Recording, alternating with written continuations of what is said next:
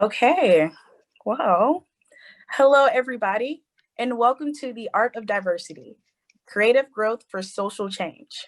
This will be a panel conversation featuring College of Charleston faculty from the Office of Institutional Diversity and the Arts Management Program. My name is Taylor Holloway, and I will be your moderator for today.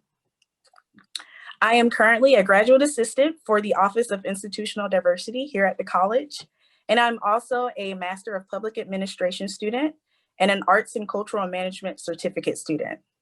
Right now, I am in collaboration. Sorry about that, guys.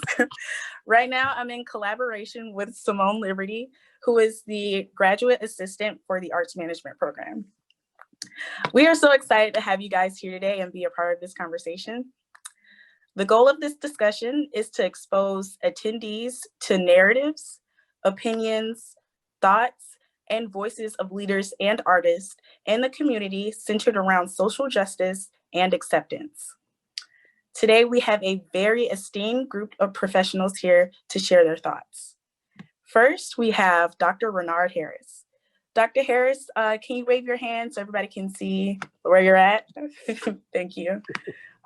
Dr. Harris is the Chief Diversity Officer and Vice President of Access and Inclusion. He has been the Chief Diversity Officer since 2016 here at the college.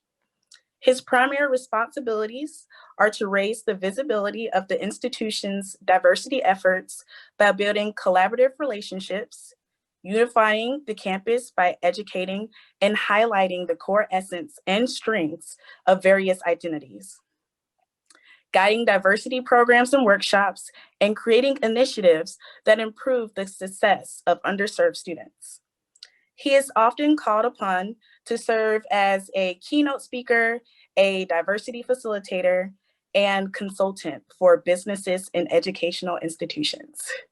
We are so lucky to have him here today. Next, we have Dr. Charissa Owens. If you could please wave your hand for us for everyone to see. Dr. Owens is the Director of Diversity Education and Training in the College of Charleston's Office of Institutional Diversity.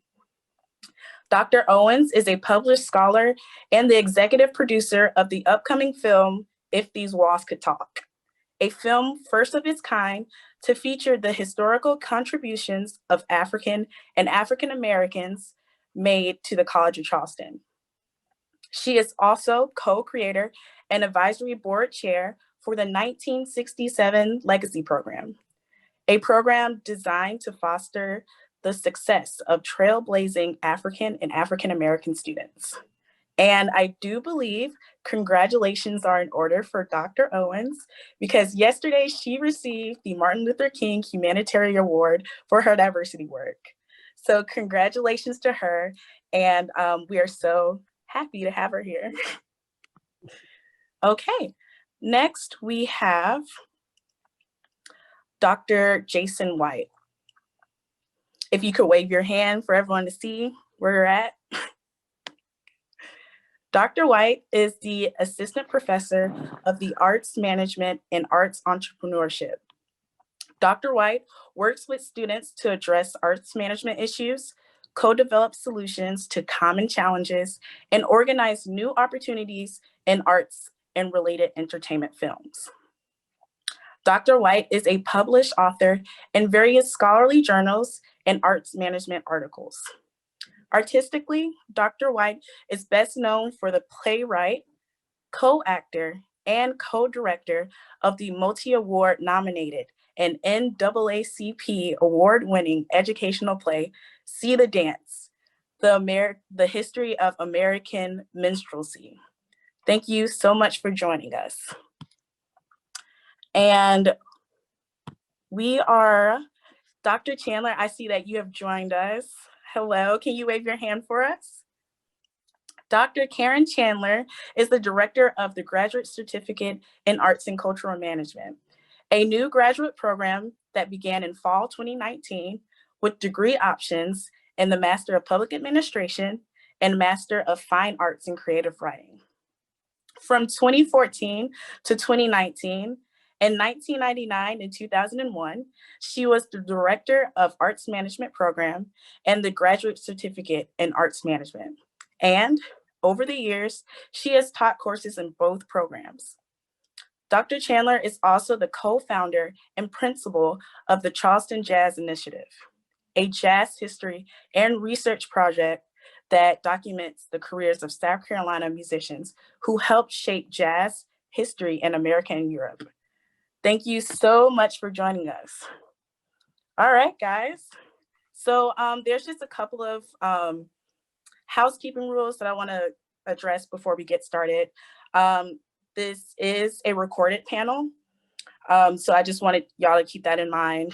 And since it is virtual, I do ask that everybody keep their mics on mute. If you have any questions, please type them in the chat box and your questions will be addressed at the end. And Simone Liberty, she's gonna take charge of the question and answer section. So without further ado, I think it's time for us to get started. So when me and Simone thought about this conversation and panel, we really wanted to explore this question. How do artistry and an open or creative mindset help in growing to see the beauty in diversity and self-acceptance? We have broken this question down into themes: artistry and open-mindedness, self-expression, the beauty of diversity and its strengths, and some campus specifics for you guys. Hopefully, through these themes, we are able to answer this question or give an idea of this question on how to answer it. As we discussed, please keep this question in mind. So let's get started. My first question for the panel is, can any one of you guys identify a point in your life, whether it be professional or personal, where you had to show vulnerability to achieve some type of goal that you had?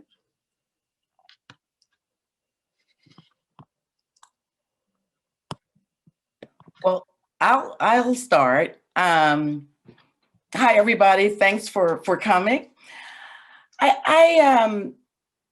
I started out, well, I'm a pianist. I began studying classical piano around the age of 7, and still play every now and then. I backed into arts management and became very busy in the field, and so every now and then I'll get to the piano. But what I have learned over the years is that creating music and playing the piano for me sort of takes me outside of myself. It allows me to sort of lose a little bit of self-control.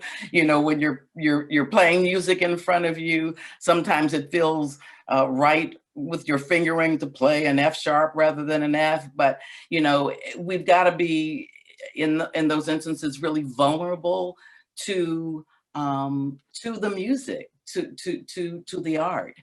And so when I play, I feel as though I lose myself, and I sort of step outside of myself as I'm experiencing playing. So I try about every week to get to the piano, to have that kind of sort of open experience for myself. I do experience open-mindedness in other ways, but for me, that sense of vulnerability and to be as open and sort of lose control is most often for me happens when I'm engaged in art. And I just think art has that way of allowing us to experience that which is both of ourselves and outside of ourselves. So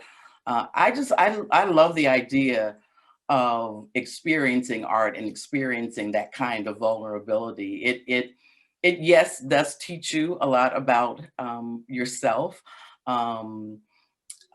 It also allows you and lets you know that you are not always in control, that there is something else, there's a greater force that's at work. So I love the fact that you all are, both of you and Simone, came up with that question for us to sort of explore open-mindedness, because my sense is that as much as we can create those opportunities, and whatever they are. I teach a course called Understanding Creativity, and students engage in creating something almost each class time. And so it allows them to be able to, it's a great coin activity that I have. They bring a handful of coins and toss them and, you know, sort of look to see what that is, or what that image, what that shape might be. They may have an opportunity to sort of move a coin around or two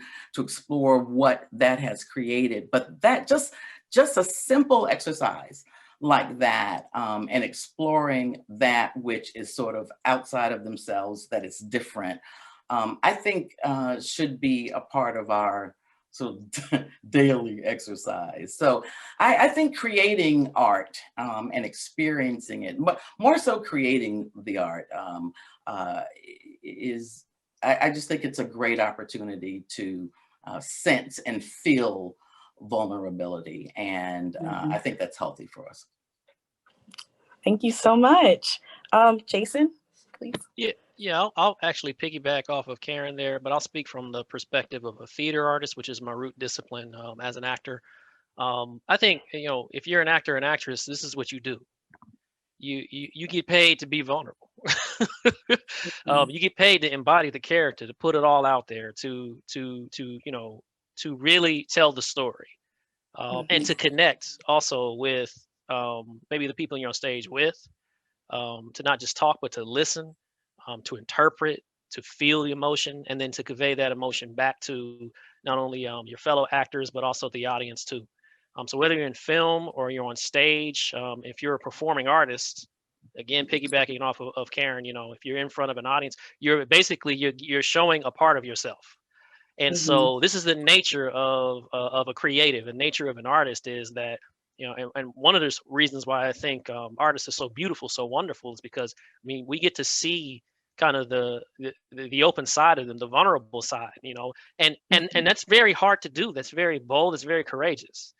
To be able to say, hey, you know, here's my heart, here's my soul, here's everything I'm putting into this role or this piece or this performance, and then, you know, to see what happens, because none of us really know what's going to happen. You know, are you going to clap? Are you going to boo me afterwards? Are you going to be upset? You know, we don't even think about that. You know, as an artist, you're just so focused on the process, and I think it's like it's just a part of the natural order of things. The natural way of living for an artist is to put yourself out there, and to be open to what comes. So I think as an artist, as an actor, I speak from that perspective, but I'll also take it to teaching. Anybody in here who teaches, guess what? We're vulnerable. We're showing you the vulnerability all the time, because what we're really doing is, you know, when we teach, we're providing you with real world examples of like what happens.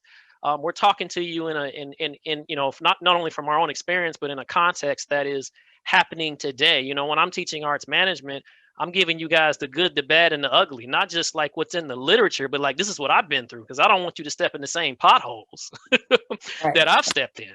So I think, you know, art, creativity, education, pedagogy, you name it, there's a lot to be said about the vulnerability that that occurs in those spaces. Very good point. And, you know, I think that really kind of segue perfectly into the next question, which is, you know, how has your experience, you know, created or experience enhanced your understanding of yourself? So this vulnerability that you had to show, like, how did you adapt from that or learn from it? And this could be from movies. This could be from, you know, maybe a TV show, maybe some type of art that you've seen. You know, this could be really anything that you've experienced that really helped you understand yourself. Yeah. Dr. Harris? Sure. You know, this is somewhat related to what Dr. Chandler and Dr. White shared, but in terms of experiences, I think that vulnerability they were speaking to, I think the more you do it, the more it gives you courage. And that's why I think when they were expressing that it should be exercised, whatever your artistic endeavor might be, you know, whether it be visual or whatever, the more you do that, the more you're vulnerable, the more courage it gives you when it's time to be courageous. And so I think there's something beautiful in art that I don't think we've even expressed enough in the K through 12 system, that it's not just about learning to paint, learning to sing. It's creating that internal strength inside of you that you may or may not become part of the mob mentality. You may not go with the group. You may see a world differently that you want to express. And so that vulnerability and those experiences give you that courage. So yeah, I think for me, those experiences that the two just expressed, that opportunity to explore artistic endeavors in a way where I'm exploring the unfamiliar. And then when you explore the unfamiliar, you will be vulnerable because you don't know what you're going into. And then you realize you wake up the next day and it wasn't as bad as you thought it may have been. And then you do it again and again and again. And those experiences just create something within you where it gives you the courage to have that tool in your tool set when you need it. Right. Thank you. Dr. Owens?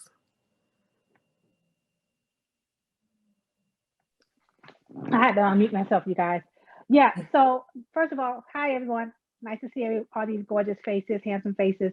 But to answer that point or that question, I think for a lot of people, it's just the opportunity to actually start to discover what is vulnerable for them, right? To be okay with the uncomfortable feeling.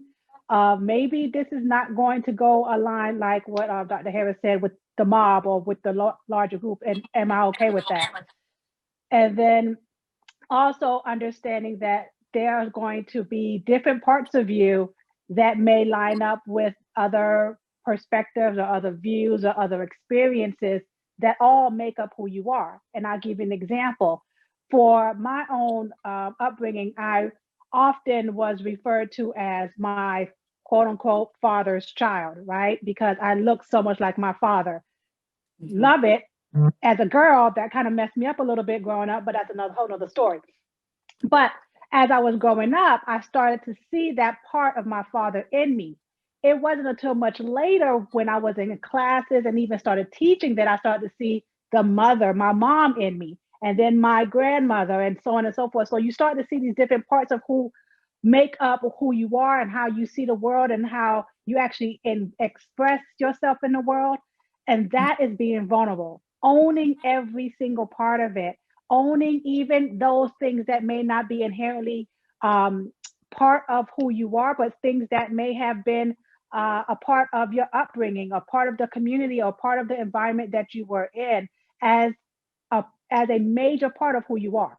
We are literally multifaceted in that way, and we need to at least acknowledge that all these different parts of who we are. It takes a great sense of vulnerability to acknowledge that we all have those different parts and that we are all still learning about those different parts as we get older. Exactly, Dr. Owens. I completely agree. And, you know, you said self-expression, which is very important, especially, you know, in your jobs or, you know, just like as an art form. But, you know, that also brings up the question of when and how does self-expression go too far?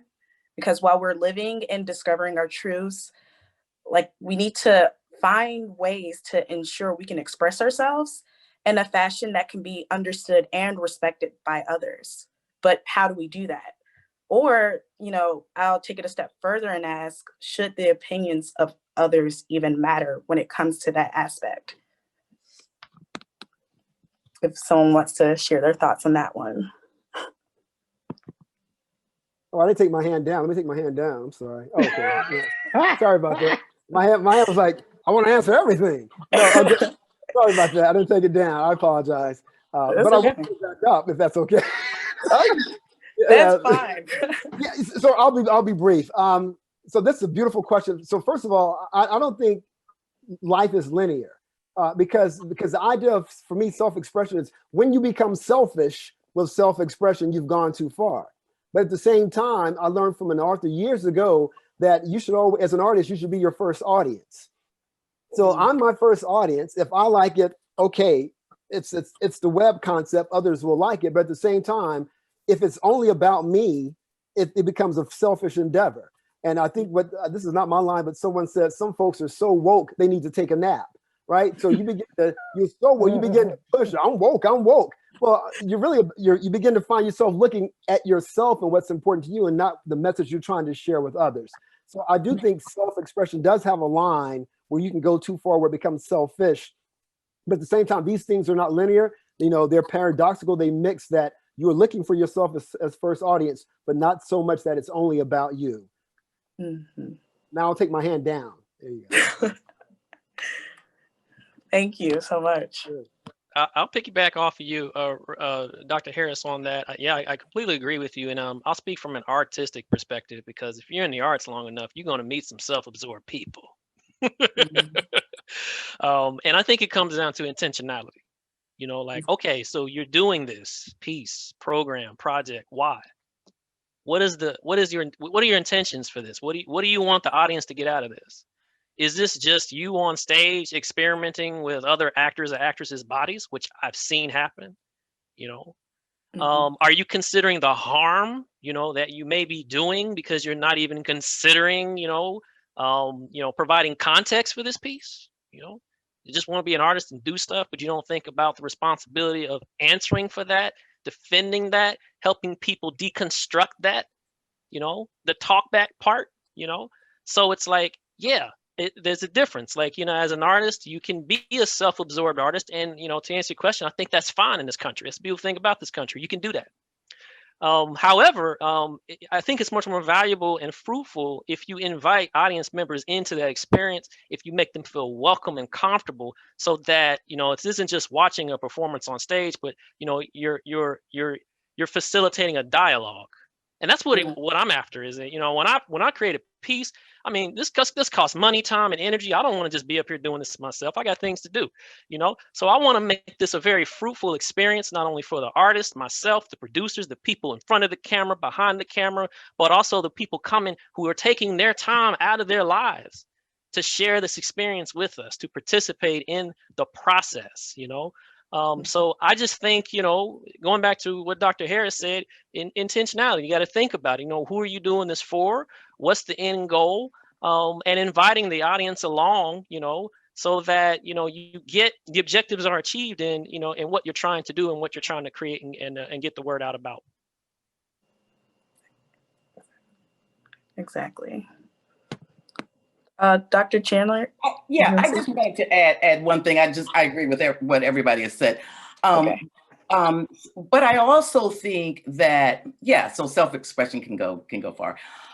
But I also think that it's also up to us. We're confronted with many different types of people and personalities. And like you said, Jason, that, we're going to experience, especially in the arts, a lot of different personalities. So I do think it's also incumbent on us to be able to learn how to accept differences, to learn how to accept those who are a bit self-absorbed. So that I do think that there's a part of us that and an acceptance of others and their frailties that should be a part of our experiences as well. So yeah, people can go a little too far, but at the same time, I think it's also incumbent on us in terms of how we deal with that and accept that, because we've got to deal with people of all shapes and stripes.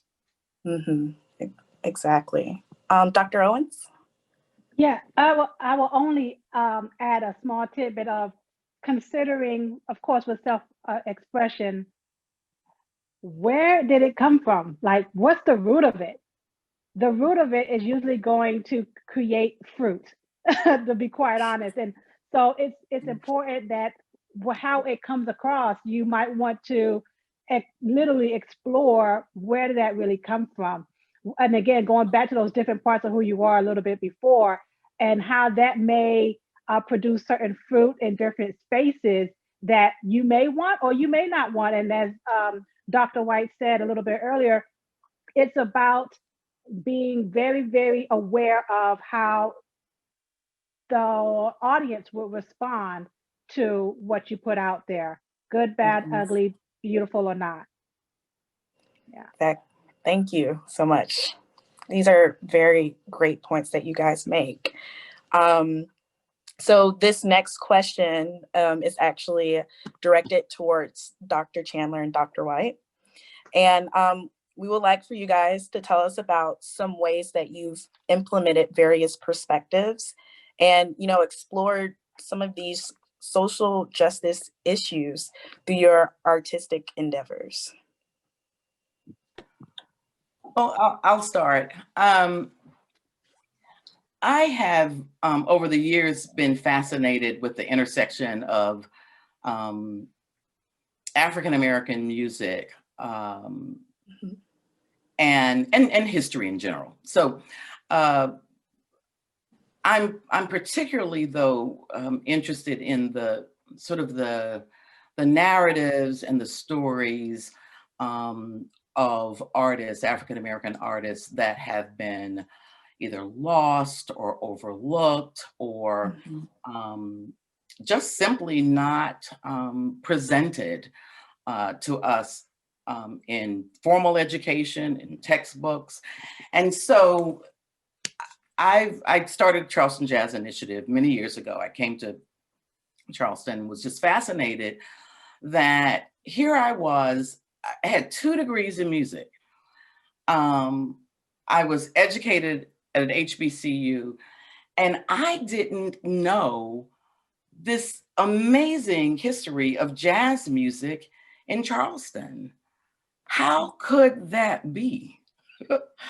And so when I began to learn about this orphanage that started in the late 1800s and this amazing visionary of a Baptist preacher, Reverend Jenkins, who trained orphans to play musical instruments and then took them on the road and raised money for the orphanage. There's a huge arts management, charitable, philanthropic kind of sentiment in this, and not even just sentiment, but work in this story. And then all the musicians that went on to play in Ellington's band and Basie's band, and who just really made a way in terms of their contributions to early jazz in America and Europe. And here I am with 2 degrees. I didn't know any of this story. That said to me, all right, so one step in understanding what social justice is all about is making sure you tell people stories. If you have an opportunity to do that kind of research, then you have an opportunity to disseminate that to the world. And so that's what my life's work, well, certainly within the last 21 years since I've been here, is all about. So I think we all have our, our own sort of corners of the social justice, our social justice work. And so my corner is the education piece, that I'm really interested in providing information about African-American jazz musicians that hopefully will be more of an awareness piece, or people will understand better who we were in this place called Charleston. So my perspective is one of uncovering life stories and narratives to be able to share those with the world. And I think once you start there, you get to know better what this history of African-American artists were in Charleston. That opens up your mind. You become more open-minded to what the history of African-American jazz musicians in Charleston was. So that's been my perspective, and that's been my sort of niche to come to a much better understanding of African-American history and justice issues. So I have loved digging into these narratives. And what I think is really most important is that it shares with the world stories and narratives that have never been told, that have been overlooked. And I think a part of our work is to be able to uncover those. They're not in history books, and so and they're not a part of curricula as well. So that's been my work, and that's the perspective from which I sort of launch into issues of social justice. Thank you. Dr. White? And Taylor, can you do me a favor and repeat the question just so I make sure I have context again? Oh, yes, of course. So I was asking about different ways that you guys have implemented various perspectives and explored just social justice through your artistic endeavors. Excellent question. Yeah, well, for me, I've been touring a piece called The Dance, The History of American Minstrelsy across the United States. Before, gosh, I've been doing that for about 14 years. And it's a unique piece because, you have two African-American actors who are putting on blackface, emulating African-American stereotypes that white people made up about African-Americans. But you're telling this story through this lens, but the lens is reversed because you're seeing this from the perspective of two African-American actors who are in it.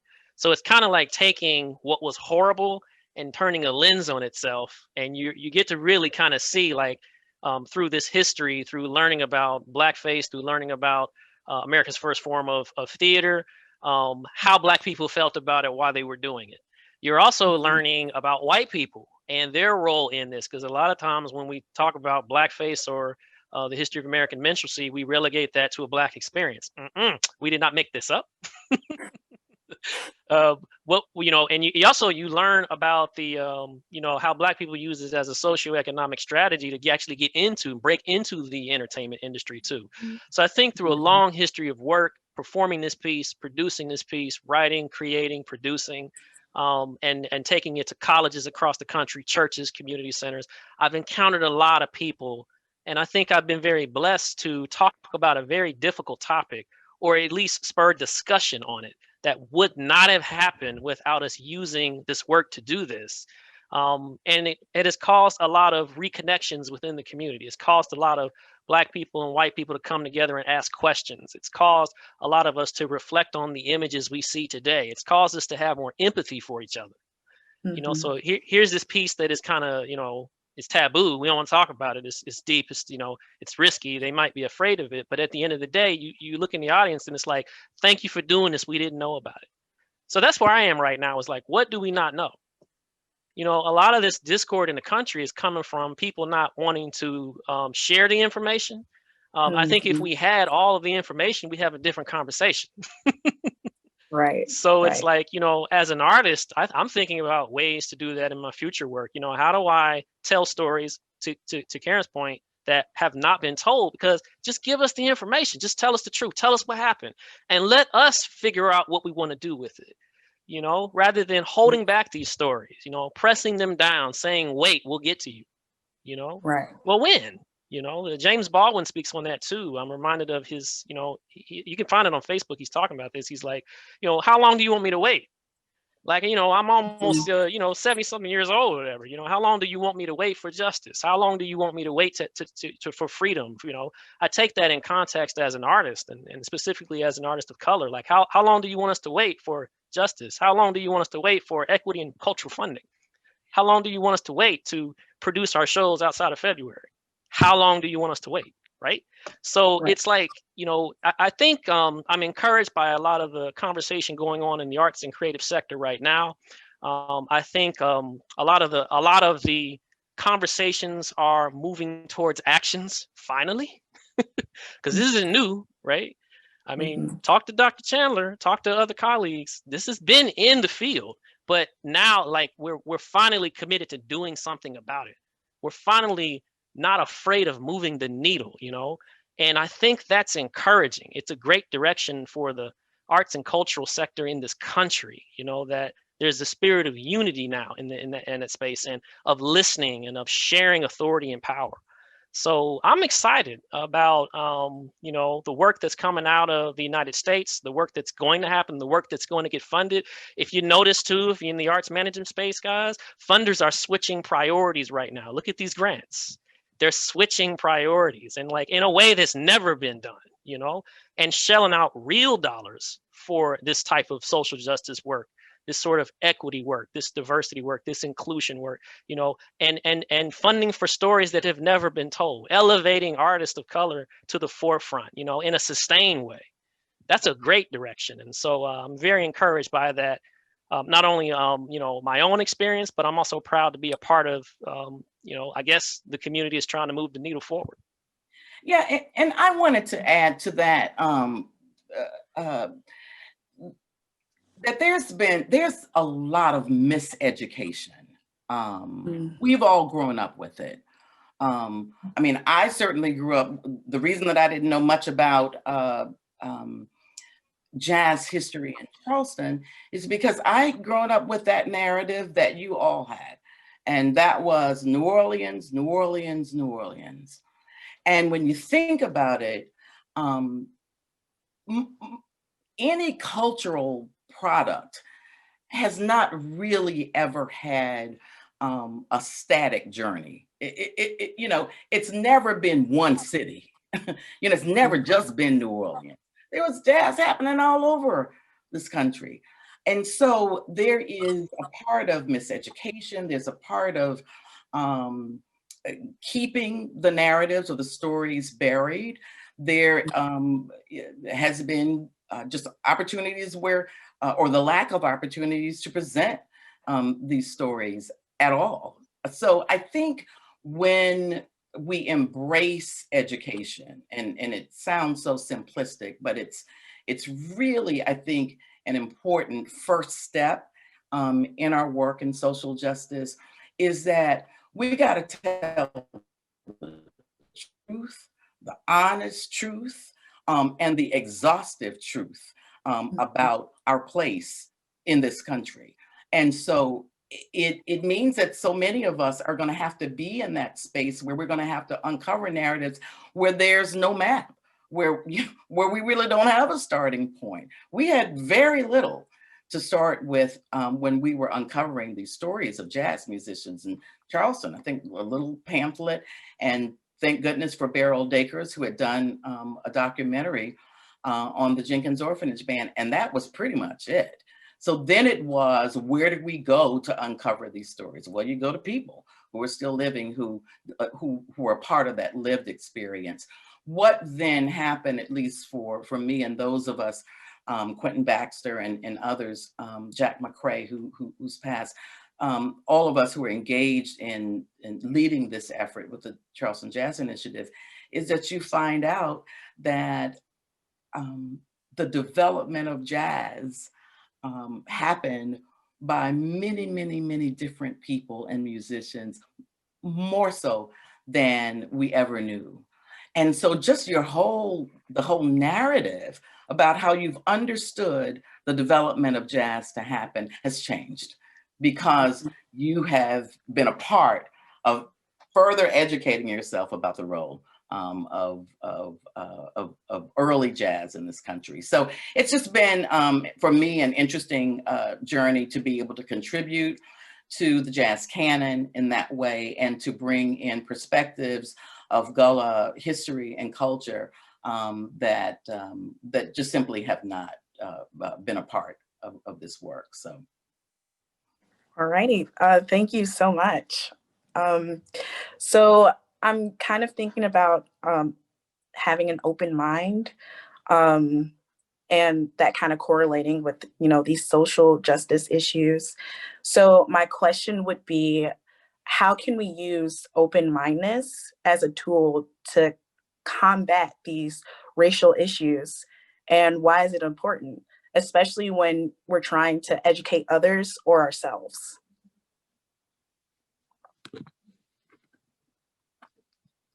Dr. Owens, please. So I'm going to piggyback off of what Dr. Chandler mentioned, the idea of everyone has been bamboozled, so to speak, We have all been miseducated. And understanding that alone is a big step in open-mindedness, meaning that you are not the only one. Everybody, no matter what shape or form or your belief, your views, everyone has been miseducated. So that's one step. Understanding that everyone has been miseducated, you will also understand that everyone is on a journey to learn in some capacity. And if they're on a journey to learn, then they have to learn on at their pace in a way that fits them. And this is where the arts come in, because to be quite honest, some people will easily pick up a book and that's good enough for them, right? That's one form of art, that writing. Or it could be a well-done documentary, or it could be some kind of theatrical presentation, a song, or a oil painting. These different modes of creativity help people to digest what we have not been fortunate enough to actually know about ourselves, our country, our community, and having those different opportunities to reconnect with those stories, like Dr. Chandler was saying, those untold stories. It really helps us to go back and say, okay, let me recorrect that in my mind so that I can have a better understanding of my relationships with my peers, with my family, with my colleagues who may look and believe and see the world differently than I. Thank you, Dr. Owens. Dr. Harris? Yeah, so I don't know who said it first. I heard it from the CEO of the Coastal Foundation, Darren Goss. I think the line was something like, when the distributions of burdens and benefits are skewed by race, that's a way of looking at racial, issues and racial injustice, that, things happen in life to everybody. If you're human, things happen, good things and bad. But when the burdens are skewed by race, that's a racial issue, right? So in terms of open-mindedness, what's interesting is that we don't talk about it enough, but being closed-minded is a safe day. If I have my world locked in, I know what's going to happen from the time I wake up to the time I go to sleep. And I think every human being is about self-preservation. So, but then the challenge is that you don't know everything. And when you come across things you don't know, you often turn negative about it because it doesn't exist. It's not real. That's not the way the world works. So this sense of open-mindedness, I think, is connected to everything that's said prior in this opportunity to have this panel. Is that open-mindedness invites you to be a little bit more courageous and step into worlds you don't know. And I think Dr. Chandler and Dr. Owens expressed it in terms of narrative, in terms of storytelling, in terms of, I think Dr. Chandler even said, even understanding the filters of someone being vulnerable and maybe too self-absorbed, to even let that sink in. That idea that I don't know it, but what I do know may be inaccurate. So I have to be courageous enough to know it. Because most of us, as any human being, the color of our skin doesn't matter. Our inaccuracies and our accuracies help drive our day. But at the same time, we have to open up a little bit. And the bottom line, easy, Dr. Chandler, I think, expressed it, is education, exposure, travel, getting to know, as they say, the other, whatever the case may be. It's getting outside yourself, whether it be through book, film, or reel. Is that you get past, you become more open-minded when you realize that there's more things that need to be taken in than the things you know. So yes, I think it's all greatly related to racial injustices, because often racial injustices are skewed with the burdens of being human. And those burdens shouldn't be skewed by race. Things should just happen to human beings, and there shouldn't be a more black or more white or more brown. It's just life. But when inequities show, things are skewed in that way. All right. Thank you so much. So I would like to know if anybody would like to share their current personal goals for inclusion and diversity in their work right now. If I want to elaborate a little bit. I'll be brief. Dr. White hit it on the head for me now, NOW. Many of us, I don't know the age of everybody on here on average, but I am more than confident. The conversation I had the first day of my career, I'm still having that conversation now. That doesn't make sense, and it shouldn't make sense to any of us. From the time I started my career to now, we've got drones dropping off FedEx packages. We've got a lot of things happening. Why the hell can't we solve this? And the reason probably why is capitalism. We can't profit from it. There's nothing to gain if we solve this. But we've done a lot of things in the years I've been in this field, but I'm having the same conversation I had my first day that I'm having now. Either that means something's wrong with me or something's wrong with the world I'm living in, because this is a problem that can be solved, but I'm not sure we're too excited about solving it. Mm-hmm. May I? Oh, yes, of course. Thank you, Dr. Harris. Boy, I ditto. I've been in this field of arts management and higher education for, well, 40 plus years. And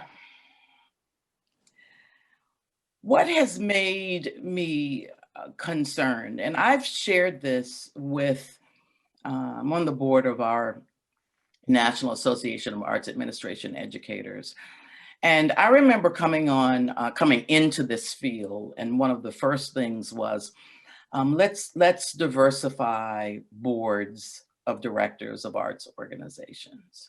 Mm-hmm. And I was in Charlottesville, Virginia, University of Virginia at the time, and so that was sort of our work. We're still talking about that. You know, we're still talking about some of the same things 40 years ago. I'm hoping to retire in the next year, and the thought of retiring with the same conversations. I was saying to another group of colleagues that we've substituted words. Diversity, equity, inclusion. You know, years ago it was multiculturalism, and so, but we've meant the same kinds of things. I do wonder about the strategies that we have used. I think the strategy of individual leadership to change organizations from within has been what we have done over the years. That in some instances has worked well, in many instances it has not. So I'm not sure about that model, that strategy alone. I do think that policies and procedures and guiding principles and those kinds of things do need to happen from the top down. When a community as Charleston, with its racial and ethnic makeup, does not have arts organizations, both in terms of the governance of those organizations and the staffing of those organizations, when they don't reflect or mirror the community, then we haven't gotten it right. We just haven't gotten it right, y'all. We just haven't gotten it right. And so I'm not certain what all the strategies are, but I don't think that it's just incumbent upon individual leadership to make those changes. I do think that, particularly with K through 12, I think there should be some kind of standard curriculum. I'm usually against that kind of thing, but I do think that there needs to be a way that every child has some type of experience interacting with and learning about other people from kindergarten through 12. I do think that there doesn't need to necessarily be a DEI initiative. Sometimes we have initiatives to get us to where we want to go, but diversity that's intrinsic. We need to understand the idea of diversity is humanity on its face, just on its face. The idea of diversity is humanity. So when we talk about diversifying organizations, what does that mean? The diversification of organizations should be something so intrinsic, so heart and soul, to what arts institutions do. And so I don't know. I think that we are, since the killing of George Floyd, I do feel a shift. And I do sense that even colleges and universities are beginning to make systemic kinds of changes, or at least are putting some of those plans into place. So my hope is that as we move forward in this work, that we understand the idea of diversity as intrinsic, being the heart and soul and the humanity of who we are. If we think of it like that and not think of it as an effort or an initiative or a program over here or an effort over there, I think we will get closer at least to understanding better and putting in place some strategies that I think can be effective for us. So. Okay. Thank you, Dr. Chandler. Dr. White? Oh, I think you're still muted, Dr. White. I just said I'm gonna try to keep it brief, but this is a impassioned question because like, and hearing what Karen is saying, oh Lord, because it's just, here's the thing, y'all. Like, I'm interested in working with young people. I don't know, like young people got it going on right now. They're looking at us like, who've been in the game in terms of, arts management, the arts culture space. And even in my classes, I can tell, they're just like, why is that a problem? Why don't you just do this? And some of these solutions from young people are so simple. It's like fund them. They don't have enough money, give them the money. You don't have the money, find the money. Raise the money. What's the problem? Give them the money. Give them equal opportunity. What's the problem?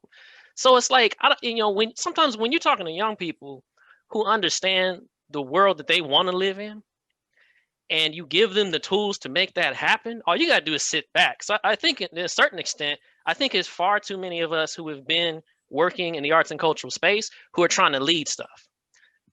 I think that's an issue. I think we need to start elevating young people into positions of power, guiding them, mentoring them, but like, let them take the lead on this stuff. Let them build the future that they want. And find a way to mentor them and guide them, and connect them with, the relationships that you have, rather than, this top-down strategy, which we continue to try to do this, like, well, let's rethink race, let's rethink diversity, let's rethink inclusion. You have had how many years? Foundation A, B, C, D, and E. You have had how many years theater community? I mean, some of the articles coming out of Broadway right now are like, research some of the stuff. It's widely available. It's like, this isn't new. You have the same issues and the same struggles. And to an extent, a lot of people continue to, give the same old excuses. Well, I don't know what to do. Well, guess what? Read a book. Same thing as me. Educate yourself. Next question. Well, I don't know where to find the information. They have this thing called Google. You can put in racial equity inclusion resources. You push enter. Boom, results come up. Educate yourself. Stop waiting on people to tell you what the solutions are. You are more than capable of finding out what to do. You are more than capable of researching this information yourself. You are more than capable of starting the conversation. You do not need a grant to start the conversation. Well, I just had a conversation 2 weeks ago about this. It's like when artists of color specifically, when we hear these things, it's like, here we go again. And it's like, and then we're asked to, serve or lead, but the structure hasn't changed. You see what I'm saying? So it's like, you gotta, I'm interested more so in not necessarily, filling in the cracks of some of these organizations, but how do we lay new infrastructure for young people? How do we set you guys up to create the arts and cultural sector that you need, that you want? What are these new art forms that are coming in that they won't fund, that we don't even know about? There's some stuff coming out of South Africa I learned about, Patsula dance. Google that. It is awesome. Why don't we see that here? Why isn't that in the Eurocentric art canon? Or at least, in the canon itself? Why don't we see that as art or fine art? Hip hop, for example. I think it just got recognized as a national art form when LL Cool J won the arts medal. That was like 3 or 4 years ago. I'm like, hip hop's been around for how long, and you haven't considered that to be a fine art form? Why not? So it's like that type of thinking, like, you know, it's just, it's frustrating, but it's encouraging to me when I'm speaking to young people, when I'm able to, you know, give them the resources they need, or the knowledge or the experience, or connecting to people who are interested in kind of moving the needle. So for me, I think in my personal work, I am totally interested in creating new infrastructure for the success of young people who want to live and thrive in an arts community that will support them.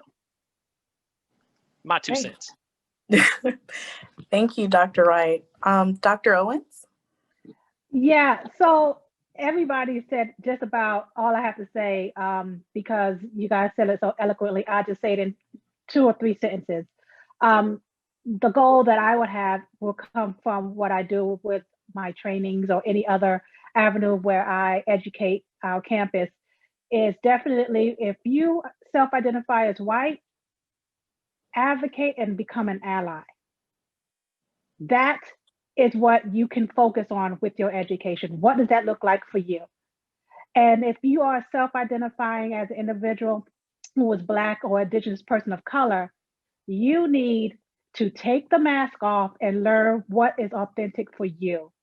Do not allow what our society has taught us to be, quote unquote, the norm, in order to assimilate or acculturate into a world, and you are shrinking your voice, you are shrinking who you are as an individual for the comfort of those around you. We need everybody on this call, and friends and family members, to start taking steps in those directions, so that those conversations won't just be talk. They will be authentic, honest, vulnerable conversations that will lead into direct action. Because those direct conversations that you're going to have will start to open the door to see how we are all human beings in a struggle that we have been a part of, because this system is inherently invisible to keep certain things in place, the social hierarchy in place. So if you identify with either one of those identities, that is a major step in your education. You can read a book, you can watch a movie, you can do what feels right for you, but look specifically either how to be an advocate or an ally, or how to continue in your space of authenticity. Thank you, Dr. Owens. And I just want to ask you really quickly, if you have any advice for organizations that genuinely want to create a diverse and inclusive atmosphere.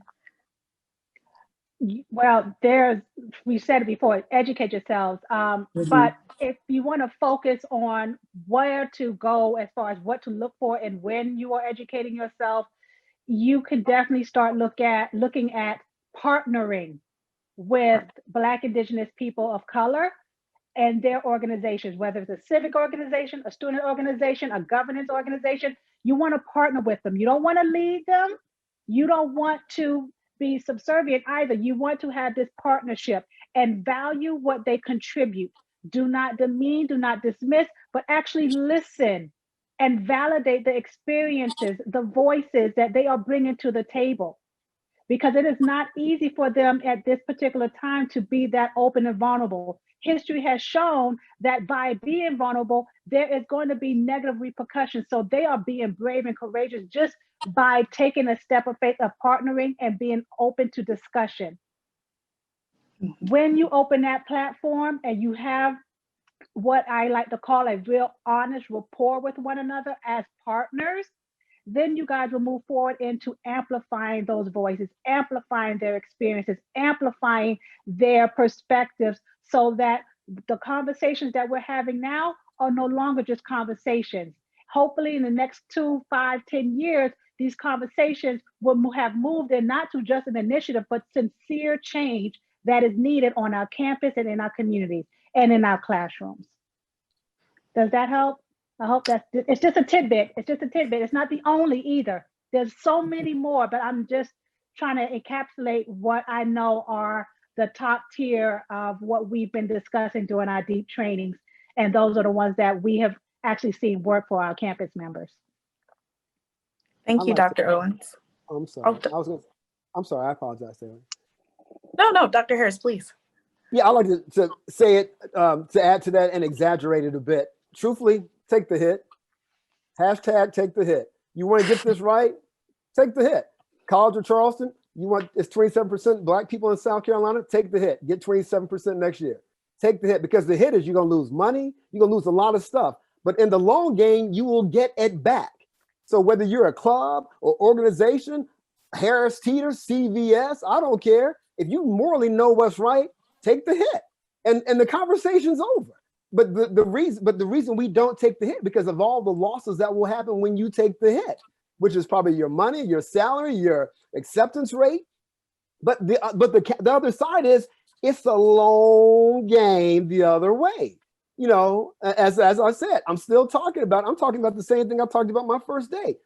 Take the hit, be courageous and take the hit. Now, I will say this in closing. When you take the hit, don't unpack your bags, because you're probably gonna get fired, but that's beside the point. I mean, because if you truly take the hit, they're gonna like, what have you done? We're falling apart. But if you hang in there, it will build back, and you won't have that conversation. You'll have talk about something else. But those who are courageous enough, whether it's a small club, an institution, a store, a shoe store, I don't care. If you take the hit and hold on, 5 to 10 years later, you will build something else back. But you have to be courageous enough to take the hit, hashtag take the hit, and hold on. But we don't take the hit because of all the loss that will come from it. But why will we have loss? Because we didn't build it right in the first place. Mm-hmm. And the reason the more we drag it on, we think we're making it better. You're only making it worse when you decide to take the hit. So it becomes counter. You're eating yourself. So everything Dr. Owens just said, but eventually, if you want to do it right, if you know what's right, take the hit. I love that. Take the hit. Can I add something, Taylor? Dr. Owens and Dr. Harris. Do we have yes. We have a little bit of time. Go ahead. Okay, just real quick. Yes, take the hit. I love that. I also think that, and I can't remember who said this quote, but that justice is really served when those who are not affected are just as outraged as those who are affected. And so I think, you know, I was on that front line for years fighting these battles. I think it's important that change. And I think white folk that understand this work be the ones to take the leadership role. Our lived experiences as people of color need to be a part of our efforts. But I think that those who are not as affected as those of us who have been need to be just as outraged and need to take leadership roles as well. I do think that so much of this, as both Dr. Harris and Dr. Owens and Dr. White have said, it's just do it, just do it. That we should not be pleased with ourselves if our students and our programs are looking at faces that don't look like myself or Dr. White. I think we should not feel comfortable about what we're doing in terms of educating students. When, as you said, Dr. Harris, when 27% of African Americans in the state, and we don't have that represented at the college, it really, in many ways, is kind of easy to fix this. But we kick the can down the road, as we've done year after year after year, because we don't want to take the hit. So, the sort of easy, and it's not always easy, but a simplistic answer to some of this is take the hit and make the calls in terms of diversifying your student body, your faculty, your arts institutions. You've got to be courageous. As Amanda Gorman today, she talked about bravery. She talked about courage.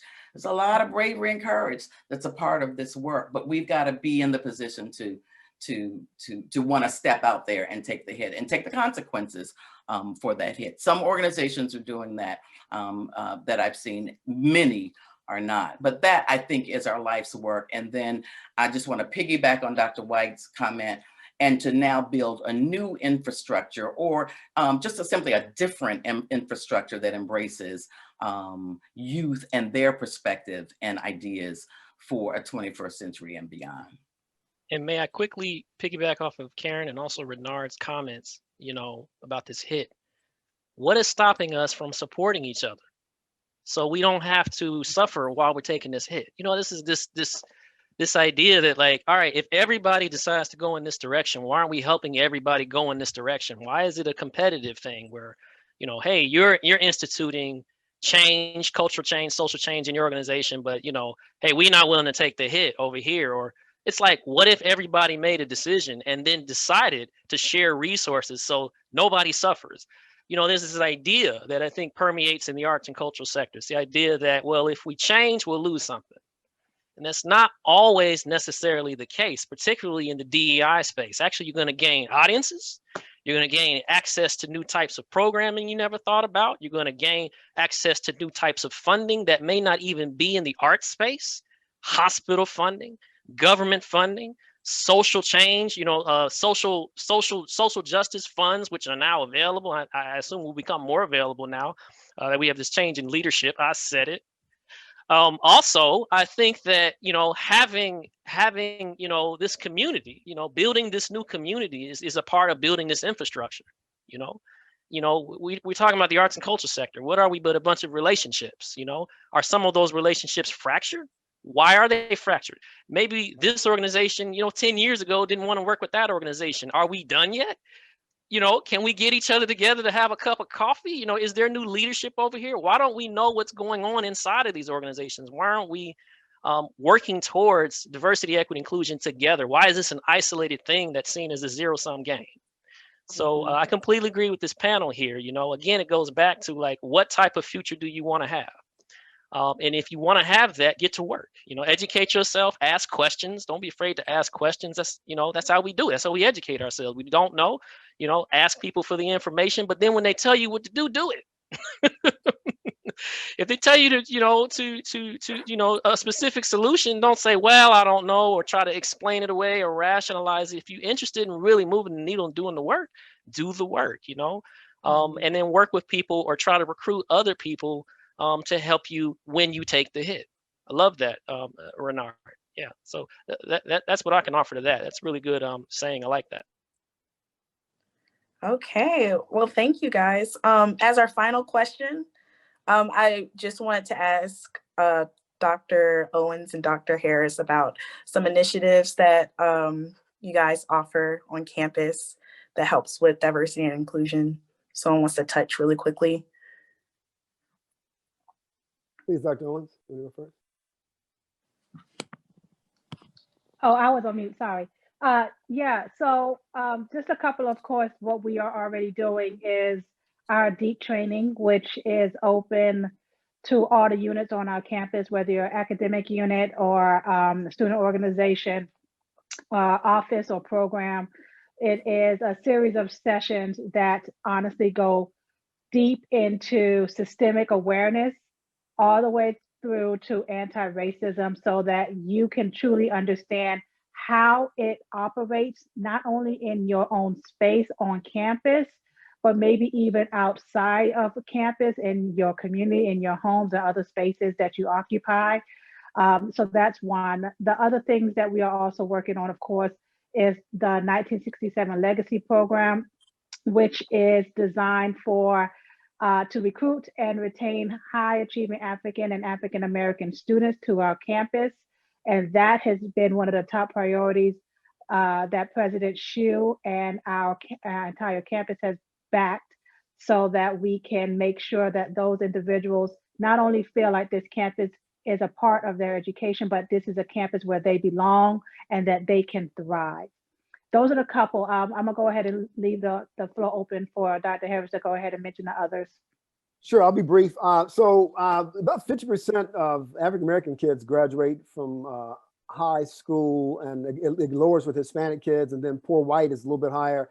And of that 50% Black kids, about 25% go to 4-year selective schools. Most go to 2-year schools or for-profit schools. So it's a very small percentage of Black, brown, and poor white that go to 4-year selective schools. So we just started a program called Launchpad, where every incoming student of color will have an opportunity. We're working with the Career Center and with Peer Excellence to Peer Education, as well as MSPS, to have a wraparound where they can start pursuing their career opportunities as well as matriculate with things like training from Dr. Owens and others. And the point being is this: when we lose students to say, I just want to get a job, right? That is not a bad thing if you go straight from high school, but we know in the long game, having a college education is huge in the long game. So we're trying to create wraparound programs for students as soon as they enter the space. And we're working closely with admissions to do that. It's just started, but we're just getting it off the ground. And we're also working with alumni, Black, brown, and white alumni, to share in a blog their experiences in their careers. I graduated from the College of Charleston. I'm an accountant now. Let me tell you about my experiences being an accountant, to give people a roadmap, a pathway to what their endeavors might be in the future. And the biggest point is this: we have to personalize education for an audience that we know nothing about. We don't pursue Black, brown, and poor white very often in 4-year selective schools. We need to know that audience better and personalize that relationship. The second one is one that's been around for a while, crossing the cistern, that we all know, to Dr. White's point and others, that once we get students here, audiences that we've never explored, we have to create a fit and an environment here where we can retain them. Getting somebody in the door is one thing, retaining them is a whole nother thing. And so programs like Crossing the Cistern, when you find yourself at a 2.0 GPA, we don't turn our back on you. We have a shared responsibility to say, okay, you're no longer a cougar, your GPA is too low. No, as long as you're here, we're here with you. So Crossing the Cistern in every school now provides an opportunity for us to say, your GPA is low. We have this program built on well-being. It's not just about your grade, it's about your experience. It's about and the fact that you have mentorship and care from everyone here, Black, white, or otherwise. So in closing, it's about getting folks in the right way and treating them as they, to Dr. Owens' point, who they are as human beings without a mask. And our overall goal is this: you come in knowing who you are, and when you leave, you're gonna have a super cape on your back being who you are. You don't have to be, you don't have to be white Charlestonian with seersucker soup. That's my white Charlestonian friends, and I love them. But you might be a Black brother from Mississippi, and that's okay too. When you leave, you're gonna be a Black brother from Mississippi with a college degree. You don't have to change, you just have to develop and become super. So that's the kind of thing we're trying to get down with. We don't care if you're Black, brown, or white. It's a matter of developing, owning your space, and getting out there and contributing beautifully to the society. Bam, that's all. Alrighty. Thank you so much, Dr. Harris. And actually, I would like to thank all of our panelists here. I feel like y'all have provided some very great insight, and I appreciate everything. We are now going to move on to the question and answer portion, and that is going to be led by Simone Liberty. So I'm going to give the Zoom mic to her. Thank you, Taylor. We do actually have quite a few Q&A section questions from our audience. In the essence of time, I'll condense a couple that are similar, and panelists feel free to take it away. Our first question is, given how divided the country is today and all of the bitterness and anger, what can we as creative artists do to help bring people together? Also in that, there is a question, does arts management, the program at the school, have diversity included within it? Ooh, two heavy questions. I love those. All right. Well, I'll speak to the first one and then maybe offer some insight on the second one too. I think given the state of the country, what can artists do? Ooh, this is why we here, y'all. This is what art is for, Artistic experiences are essentially perfect for psychological interventions, helping us to think a different way, helping us to see life through a different lens or multiple lenses, not just showing us one perspective. If you think about a play on stage and has 4 characters, those are 4 lenses, 4 ways of seeing the situation, 4 ways of seeing the world, 4 actions as a result of other people's actions too. You're seeing that kind of play out in a theatrical space. In many ways across the arts and cultural space, we have the unique ability of telling other people's stories, of encouraging empathy for experiences, but also for showing all these different sides, and helping people to kind of see in a way that they might not even be perceiving. It's like seeing a documentary. I could tell you my life, but if you see the documentary, you're like, wow, man, you went through something. Wow, we should do something about that issue, right? Because it's something film does.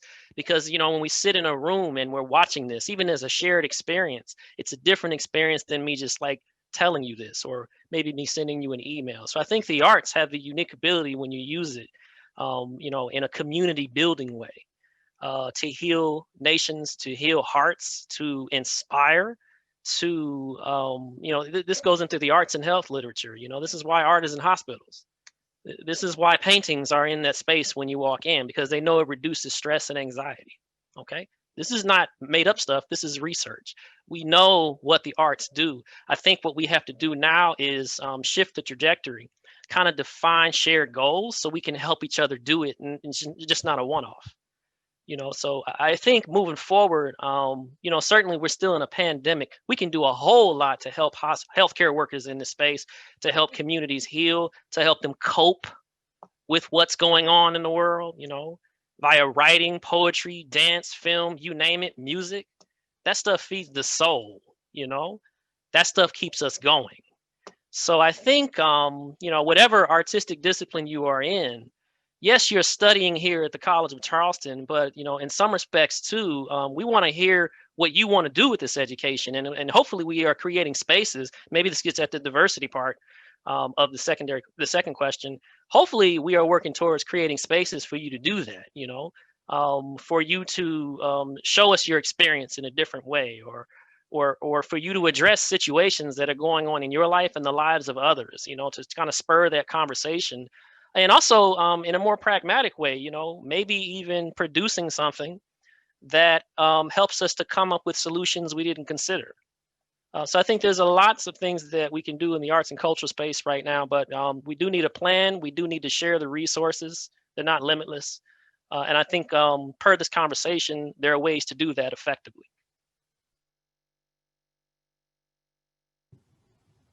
Thank you, Dr. White. I appreciate that.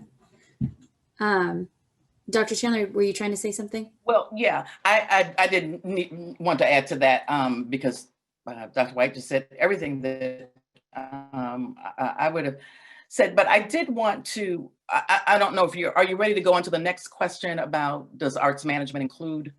Yes, go right ahead. Okay.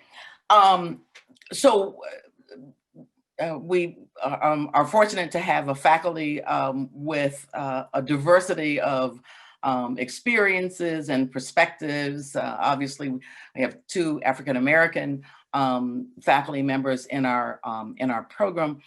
But the way in which we have, I'm assuming that this question may be related to our curriculum, is that diversity and inclusion issues are embedded within the curriculum. So there's not a DEI, for an example, course. But in every course, examples of social justice and equity and inclusion are embedded in those courses throughout. That's how we've sort of always really envisioned developing our curriculum to make sure that at each point, from the intro level course to the course that Professor Keeney teaches on the back end, all of those courses will have issues and perspectives and thoughts that include a number of different areas of diversity, racial and ethnic diversity, gender diversities, the whole bit. So now I will say this, that and we've talked a little bit about this as a faculty. I think that there are some areas in which we can sort of partner and begin to sort of look both inside and outside of the arts. I do think that there are areas in the not-for-profit sort of non-arts world and other areas that might give us some sort of fodder for more perspectives and thoughts. So, you know, I'm interested in how the arts might intersect with other disciplines, and if there is a course that might lend itself to those kinds of broad perspectives. I'm really interested in sort of the socio-cultural, historical facets of diversity and inclusion work. And I'd love to see that piece sort of rolled into what we do specifically in arts organizations. So there may be some interesting cross-disciplinary kinds of things that a course could potentially offer. But for the most part, yes, all throughout our curriculum, diversity perspectives are included. Thank you. I'll move on to the next question. It is, how could the government, specifically the city of Charleston, do more to support diversity and the local arts community?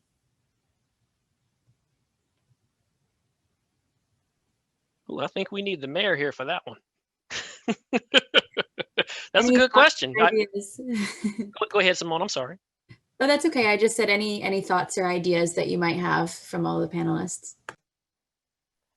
Well, I do know right now the city of Charleston is participating in some trainings that I developed with the diversity and inclusion manager, Amber Johnson. So that's a step. They're being educated.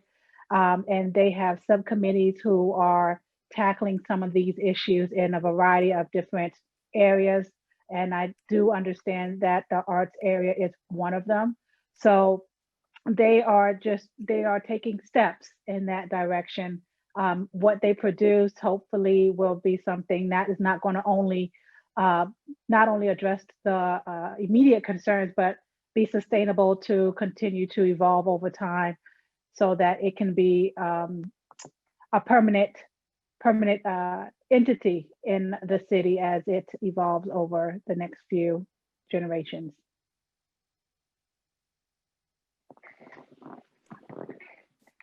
I'll briefly add, yeah, I think there's a lot the city can do. You know, I'm not from here, but this city has a lot of amazing art, amazing artists. And I think my read, and I'll be careful with this because this is from my anecdotal lens, is that artistic span here is controlled. You know, so we'll have X amount basket makers, we'll have X amount musicians. You know, so it's a controlled environment to be cool and hip, but you can't control art.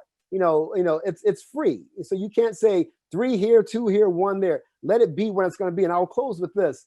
You know, I said I'm not from here. A friend told me who is from here said, in the 70s, if you were downtown, you would have thought you were in Jamaica somewhere. I mean, music, people, sound, but then you begin to control that to make it look more beautifully touristic, you know, to have, you know, we'll take 2 basket weavers over here. So it's like HGTV staging or something, right? Let it be what it's going to be, because art is for everybody. So if we open up the doors in terms of diversity and let people be who they are, let the schools be equitable and not have downtown schools with X% African-American kids, but X% from Mount Pleasant. No offense to Mount Pleasant. Mount Pleasant's cool, but you can't have a public school with a bunch of downtown kids and the majority come from somewhere else. And that's no offense to Mount Pleasant. I love Mount Pleasant, but we begin to manipulate things. So if you want to get diversity right, quit manipulating with power and let things fall as they should so things can find equity. Equity is about, and social justice is about the best for everybody for where they are. Everyone should have access to the best parks, the best schools, the best.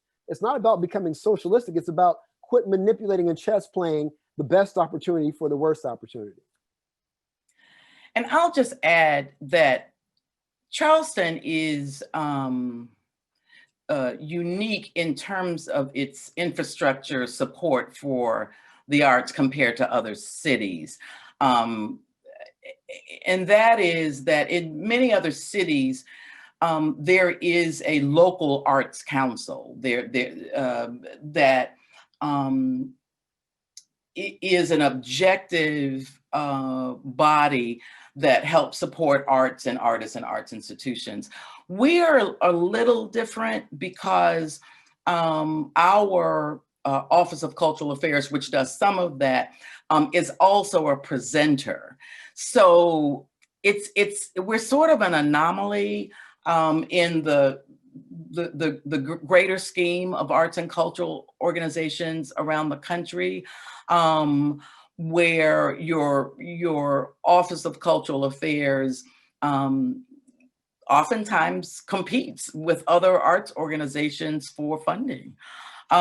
So there's not sort of a true local arts council like there exists in a lot of other cities. So we've just got an interesting infrastructure arrangement, and I'd love to see that begin to function a little bit more like a typical local arts council would function, in terms of being of support to arts institutions. So it's just an interesting anomaly, the infrastructure of Charleston, and as a result, much of what Dr. Harris says ends up as a result. And so I think there's a lot of work to for the cultural affairs to be a bit more supportive to individual arts organizations and their work. But it is an interesting anomaly. It's, worked in the past for Charleston, but I think we see as arts institutions here grow, that there is need for much more of a support infrastructure than we currently have. Thank you, all of you. And I just want to ask one final question from the Q&A section. There are a couple more questions, and if it's all right with everyone, I can email them to the panelists and have them respond in the essence of time. Okay, so our last question that we'll elaborate on is, how do you balance your artistic and or social justice endeavors with your day-to-day responsibilities, such as work, home life, etc.? Self-care. Just say no. What'd you say? Just say no. Right. No, that's self-care. Yeah. But yeah, you gotta balance it out. You are more than. I'll just speak from my own experience. I've learned a long time ago that I'm more than this. I'm more than an arts educator. I'm more than an artist. I'm more than an entrepreneur. I'm also a father. I'm a husband. I'm a citizen of the United States. I'm a human being. And because I'm human, because I understand who I am, I understand I need rest. I understand I only have so many hours in a day. So it helps because I choose where to spend my time effectively. My creative work, I'm very intentional about what I want to do with that time. And then I build into my lifetime for rest and relaxation away from the arts, away from education, away from that. So I can just breathe and experience life as a human being. So this, I don't get wrapped up so much in in projects, which, can happen a lot when you're in the arts. It's real easy to get project fever, especially when there's money. It's like, yes, but it gets back to the power of no, which I think is what Dr. Chandler is talking about. So I think you have to learn what your no is. You have to create space in your life for self-care so that you can give, because you can't give what you don't have. So you need to really make sure that you're filled up for the work, whether that work be in the arts or as an educator or otherwise. You can't give what you don't have. So you do need to build in some time for you. Yeah, I'm sorry, Dr. Chandler, please. Okay. Go, Dr. Chandler, please. I'm sorry, excuse me. I was just going to echo Jason, Dr. White. I think it's important too that each of us sort of has our own. I mentioned this early on in the panel, that each of us has our own niche, and so I will say to people, I'm going to stay in my lane, and I know what makes me excited and passionate about my own work in this regard, and so that little corner is what I'll do. But I need you over here that has a different skill, a different interest, to do your thing. So I think when we all sort of give, even just the little bit that we give, I think sometimes we've got to be really careful, and I've gotten sort of mixed up in it, is to be on so many boards and, you know, take on so many projects. Ultimately, it's hard to be effective when you do that. And not everything needs to be done tomorrow. I know right after the George Floyd killing, good Lord, I mean, everybody was in a rush to get a statement written and get it up on the website. You know, I think oftentimes we've got to sit sometimes with a lot of these issues. I don't think we sit with them long enough to sort of figure out our space as a faculty, or our space as an organization, or our space as a department, what our space is in them. It may be to just simply create one effort. It may be to simply have a conversation and just participate in a learning experience for the remainder of the summer.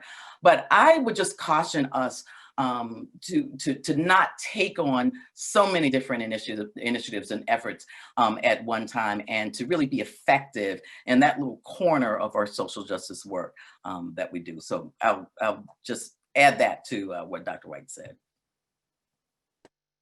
And I'll follow by saying everything Dr. White said about family is for me, same for me. I'm from Mississippi. I'm in my 50s. I was very fortunate. I was raised to get it, but not let it get me. I'm not invincible, but I don't know if any of you who have interest in pursuing the fields that Dr. White and Dr. Chandler and Dr. Owens pursuing what we do, I would encourage you not to let it get you, but you can't be a good storyteller of it. From my perspective, you can't be a victim of it and be the storyteller of it.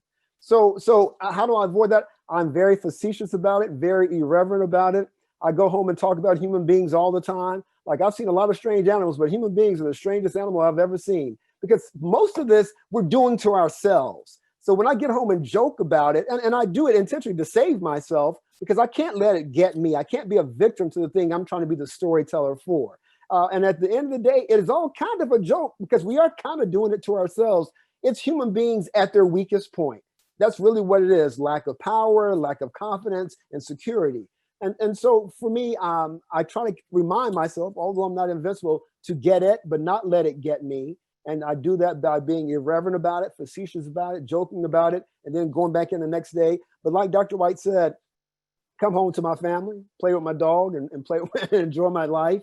Because I don't think if you play in this field, you ever, and this is to anyone, and maybe it's my family's ego, I never want to live this existence feeling that I'm in second place. I can't. I wasn't born that way. I wasn't raised that way. So you can't. For me, I encourage all of us, I'm always second. I'll be damned, I'm first. But this is some jacked up stuff I'm talking about. So I won't give in to it. I just refuse to give in to being second. I'm not born that way. But I love the passion about talking about it, teaching about it, and trying to make that change.